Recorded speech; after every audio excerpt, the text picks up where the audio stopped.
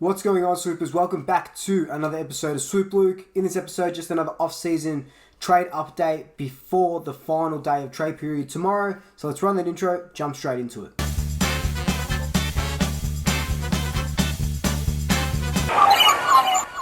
Just before we do jump straight into it, as always, hit me up on Instagram where I'm posting daily.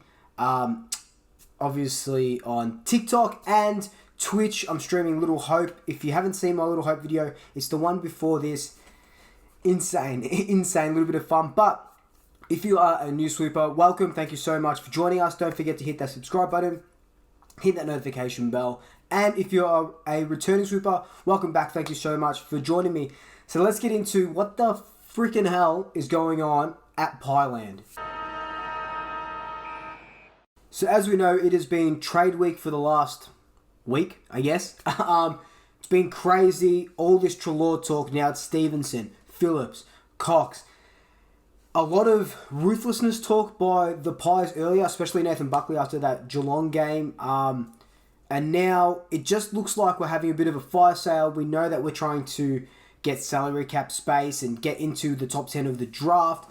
But what's going to happen with all these players? It's just absolutely confusing, and let's just kind of break it down player by player. So let's start with Mason Cox. There was a little bit of talk that Sydney were pretty interested in him, but Sydney just signed Tom Hickey up as their ruckman kind of forward guy.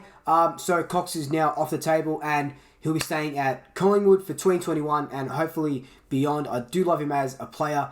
There was talks that he could renegotiate his contract for next year. I think they said he was on about $600,000, so maybe he pulls back a little bit and then it gets back-ended in a new deal. So that's Cox done. Now with Phillips, we know that Phillips is apparently on $600,000 a season. Tom Phillips, which is absolutely crazy what they're doing over with contracts, as I will talk about a little bit later as well. Lots of talk that Hawthorn wanted him, but they're unwilling to take on his $600,000 salary, which is fair enough, you know. He's still a contracted player, and $600K is a lot of money. Collingwood would have to put in at least $150,000 to $200,000 of it if he is to go to another club. Does he go to Hawthorn? I think he will, only because there's no place for him on the wing anymore, especially because we're using Dacos up there, and he doesn't play that half-forward role well as he should. But he's not a half-forward, so that's why he's not playing it well. I think he'll go to Hawthorn for a little bit more opportunity now that they've lost Isaac Smith. Hawthorn are just playing a little bit of hardball. Collingwood's probably offering him $100,000. Hawthorn probably want $200,000 or something like that, for example. And there's just a bit of lowballing going over there. But I do think Phillips finds a new home.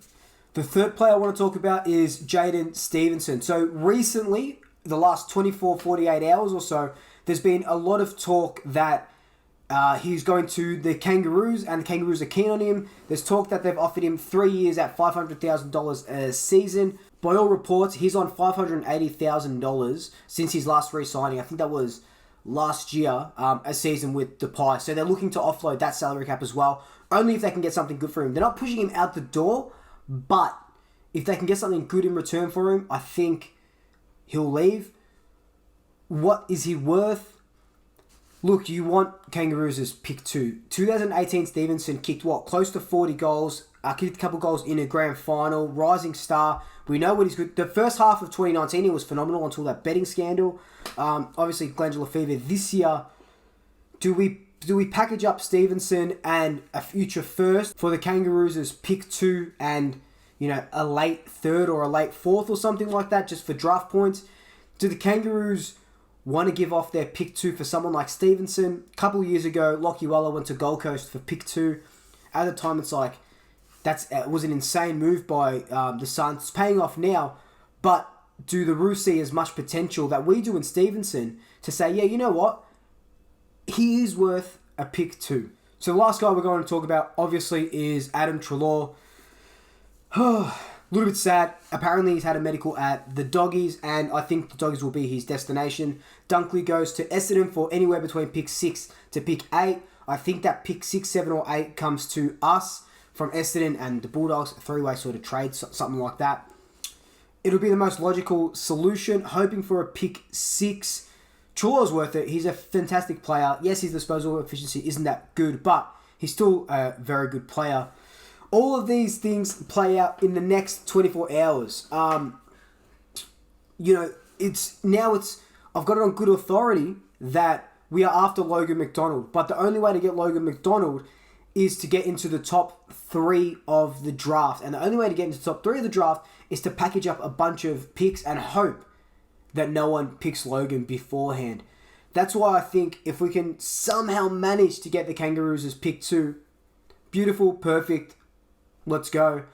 But if we can get a pick 6, 7, or 8, and then, you know, our future first round next year, or our pick 14 or something like that, package them for pick 2, it all comes down to if the Kangaroos want to go after their pick 2, or if they would prefer Stevenson. But again, this Treloar thing is really crazy. I feel like he won't be at the Pies next year. There's no hope he's at the Pies, especially with the way that, you know, we've been treating him, or perceived to be treating him by the media. Collingwood hasn't come out. They've been really tight-lipped this trade period. So it's going to be a really interesting 24 hours. About this time that I'm recording, 7:30ish, it will have finished, and we will know what the hell is going on at the Pies. So who's coming into the club? No one's really been linked to us, and why would you want to be? Jack Gunston was linked to us, but he doesn't want to leave, and he's probably on like 900,000 K as well. Wilder will be getting rid of Treloar just to bring in someone on close to $1 million, like Treloar was anyway. Neville Jetta, apparently lots of rumours going around that we're giving him a 2-year deal to play off that half back line. Does that mean we have one of our players like Quaynor, Noble, Crisp, or Maynard push into the midfield? Wouldn't mind seeing that, but again, Jetta isn't that high name target that you want. I think he's 30 or 31 at the start of next season, so a little bit crazy. And there's that Lockie O'Brien from Carlton who, I don't know. It's really a really random choice. It's not like he's steak knives like, you know, Jack Crisp was all those years ago. We know how Crisp turns out. He's definitely not steak knives anymore. We all love him. But what I'm trying to say is that we're actually targeting this Lockie O'Brien kid. Hasn't been able to crack it into Carlton's year this year. And it's a little bit weird. He is a midfielder, so he's not really a Jaden Stevenson type forward. So I don't know what kind of game Collingwood are playing at. We definitely don't need any more midfielders. We need that key position forward, and we need genuine crumbing forwards.